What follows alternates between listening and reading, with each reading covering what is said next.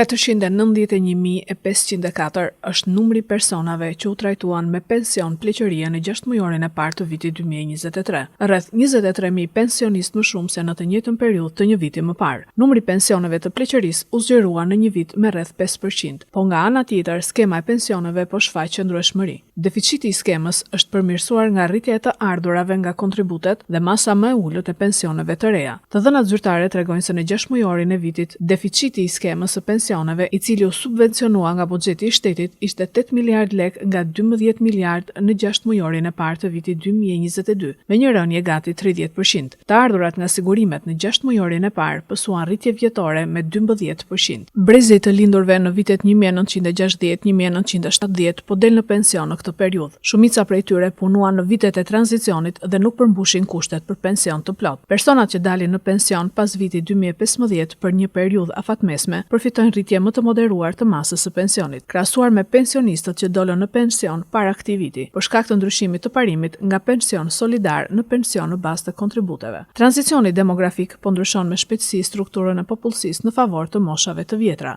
Shumë shpejt të moshuarit do të jenë gjenerata e së ardhmes. Mosha e tretë, që shumë shpejt do të përbëjë 30% e popullsisë aktuale, jeton në varfëri dhe me mungesë perspektive për përmirësim të kushteve financiare në të ardhmen.